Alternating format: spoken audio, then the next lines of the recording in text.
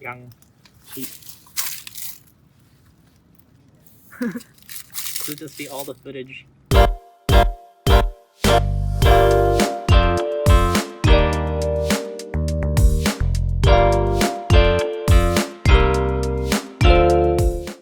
So, I did actually produce the instrumental for both the rap part and the jingle part, and I used the software FL Studio because, well, we all love those lifetime free updates, am I right? So, past FL Studio, the other stuff that I used was basically a VST called Serum, which is this piece of software that lets me design pretty much almost any type of instrument I want. For example, this is actually an 808 bass.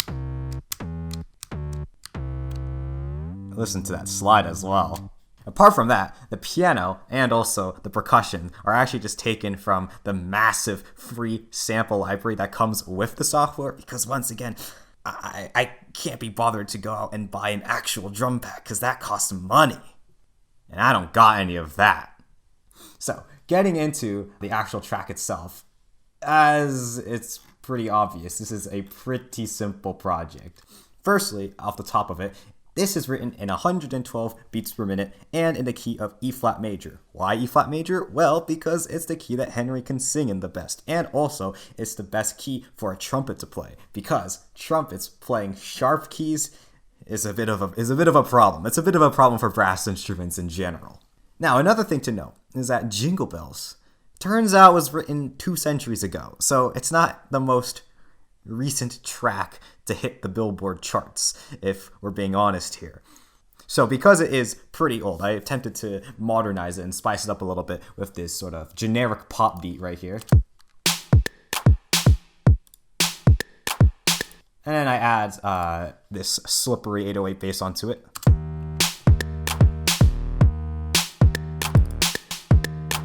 Ooh, look at that slide right there. And other things I had, of course, were your sprinkler hi-hats.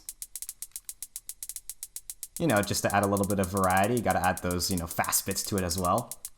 And then add a generic piano just to fill out the mid-range of the sound to create more of a full instrumental. Oh yeah, and of course, you got this thing. In context, it sort of sounds like, someone going, yeah, at a musical note. GUNN.APP, GUNN.APP, GUNN.APP on the web. But in reality, it's all digital. It's all fake. It's not real. It's a square wave. Now the verses are even more bare. As you can see, it's really just carried by this chord line. And then in the effects, of course, gotta add that gross beat. Add a little reverse at the end. That's it's all about that anticipation, that tension and release in music. All right, now for the instruments. Okay, the instruments, the interesting part. So Timothy plays a pretty good trumpet, so I decided to sort of steal his skills for this track. So there's 2 tracks here. Firstly, this one.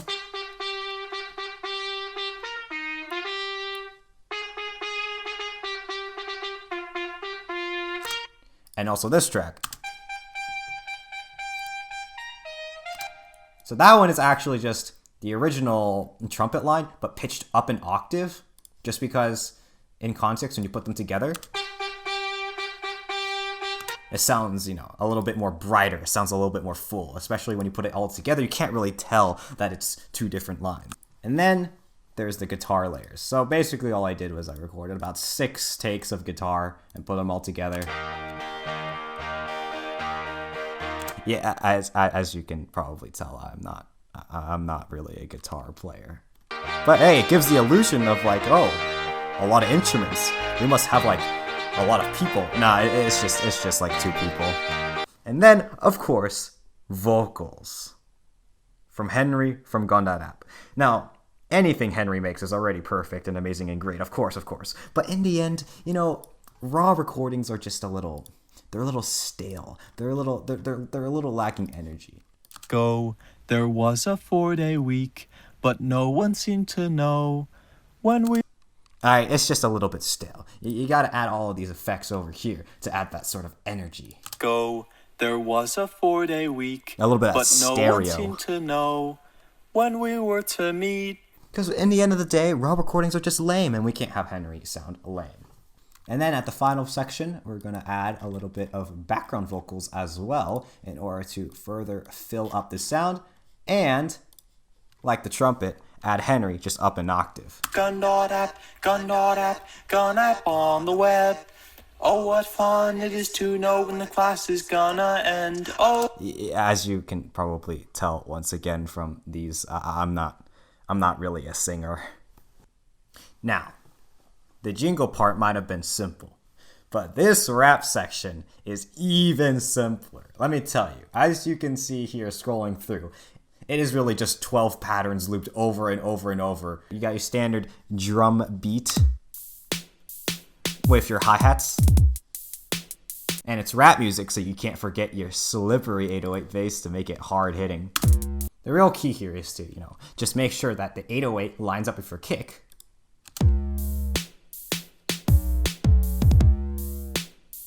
And then, of course, add those little octave jumps at the end of measures.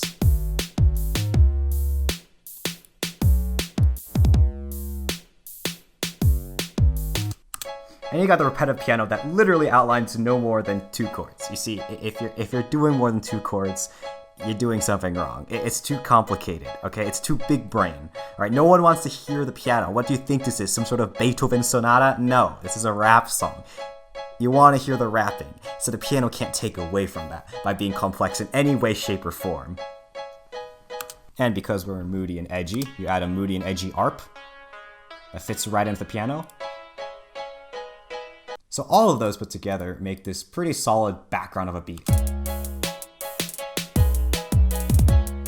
But that's not what really makes the beat special, What really gives it its extra spice, its extra kick, if you will, is the fills and random effects.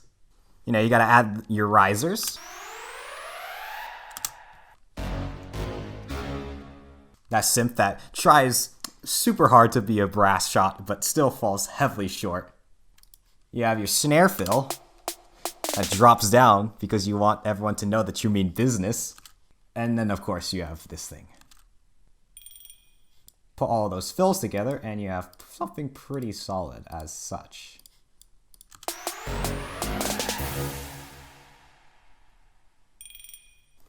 And in the chorus, some slippery chords. Once again, you gotta abide by the 2-chord rule so that it fits right in with your piano and your ARP. And then you throw it all together. GUNN.APP. Easy. And then you're done. It's that easy. You got your full rap song. And it only took 31 hours and 16 minutes, even though it was probably easier just to grab a rap beat off the internet royalty free that would take about 31 hours less time. What are your thoughts? Everything's gone to hell. We're all gonna die. Oh. Yeah. On another note, this is our setup right now. As you can see, we have a piano. It is not plugged in, but we don't need to talk about it. We also have a guitar that will be plugged into an amp. It is also not plugged in, which we also do not need to talk about. This is how this is disturbing. I don't like this. You don't like playing You're being videotaped right now. This was the deal. You play the music, you get filmed by 3 cameras at once. Preview the BTS has come. Sean our beat. Look at it. This is pro gaming. We're literally pro gaming. Okay, for the next one, make sure you can grab stuff so you can get the angle. Still You think it should be smoke, like the ash from the fire. Do you think the dust here is just ashes still? You see it? Henry, I think the mail car is coming. Mail car. Mail car? It's been a while since I've seen cars, okay? Sean, what happened to the brick? I think this is the Santa house. Wi-Fi. This is not Wi-Fi. Tim has its own computer, right? Oh, okay. There was a 4-day week, but no one This is so sophisticated.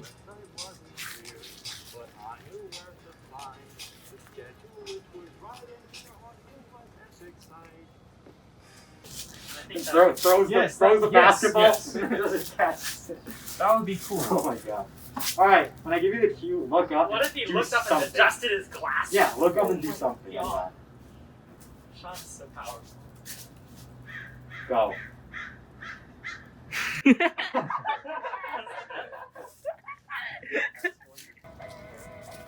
Go.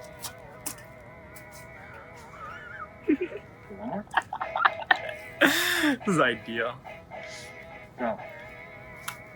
Nice. I'm gonna go full streamer vlogger YouTuber mode here. We're doing this epic shot. Alright? We're gonna put the camera down on a tripod, and Henry's gonna stand in front of it, in front of the camera, because we're gonna be filming him, you know? Okay. And then what we're gonna do is that we're going to focus it on him. Alright? Alright? Here's the kicker. We're gonna come back later at night, do the same exact thing, and then in post when it goes da da da da dum bum bum, man, have your attention. We're gonna flip it. The street light's gonna turn on. It's gonna turn to night. It's gonna be epic. Gone wrong. Police called. Giveaway. Tip for you BTSers. I don't know when you started filming. Maybe you heard me talk about my Literally just now. insecurities. Oh, you didn't. Well, ignore the fact that I just said I talked about my I guess insecurities. I have none of the best sound. Well, no, no, no, whatever no. shows up better. There is zero chance we can't find our place later. Okay. Now we make a tree. Now we make a tree. I'm a real graffiti artist. Don't. I can see you spent your skills cool. Then on you can have the SoundCloud. That was a on joke, by the editing. way. Don't report me. Add please. ornaments. So then people Actually, watch this. Merry holidays. Wow. Oh yeah, I will dual wield. I will dual wield. All right, you're totally in shot. So Yeah, I'm gonna try some different angles. I literally can't see anything. you look cool as hell, though. Thank you. I'm guessing where the camera is. I can totally see you, though. Oh, okay. This halogen light right here literally saved the entire shot because it is completely dark out here and there are no lights we can use except for this one bright light that we have filmed all of our takes in. And now our batteries are dead and we don't know what to do, frankly. This is a real Steven moment. Yes, the footage is all going to be the color yellow.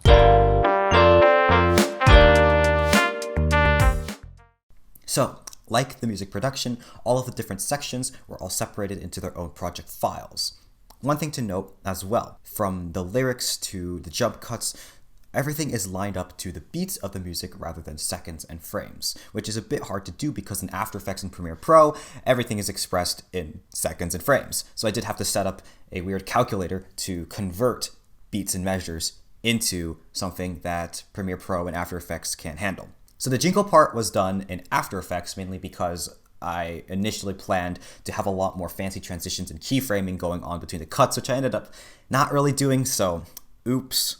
But the first thing that I did is get all of the takes we had and put them into one project file and then sync them all up to the music. So what I've done is basically for every take, lined up each take with the master audio frame by frame so that it's frame perfect. Then after that, there's just some coloring for organization. For example, everything that is pink is just Henry, everything that is yellow is just Timothy, everything that's aqua is just me, and red is for all three of us at the same time. So then I have this other file, which is a duplicate of the original file, but with the actual cuts placed at the very top of the timeline. Here you can see that it is basically just the best takes of Henry going through the entire song, interspersed with some random shots of me on random instruments, and also Timothy on trumpet whenever Timothy plays trumpet in the actual track. For the most part, it's all very basic jump cuts, but there are 3 times in which there's a split screen effect. It's a pretty simple effect that was achieved through keyframing. If we zoom in on these 2 layers, you can see that we start with Henry at the center of the entire canvas. Then, when we want to transition it into the split screen, we move me in from the right, but we also have to move Henry a little bit to the left because he should be center of his new frame, which is only half of the screen. Then after we let this play out and we want to transition to me taking up the entire screen, we move myself to the left so that I'm centered in the full canvas, and we edit the crop a little bit so that I can actually fit the entire frame. All of these keyframes are all Bezier curves as well because linear transitions just don't look as smooth. The final thing to do on the entire jingle section is really just to apply some color correction.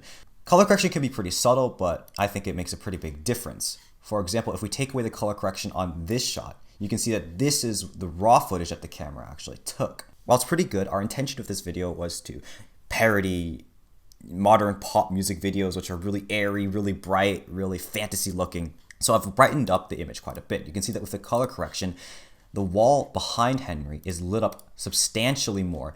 I think that the bushes look quite a bit more alive, and Henry in general just looks more vibrant.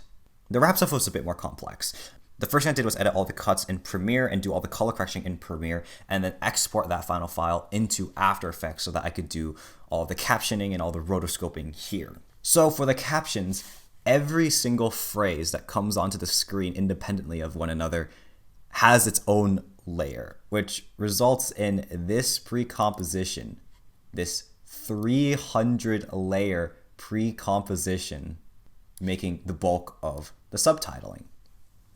And this is because I wanted to animate each layer coming in. And the way I did that was with a little bit of coding. For example, if you look at this layer, this got me right here, you can see that for the first couple of frames, it has sort of a jiggling effect to it.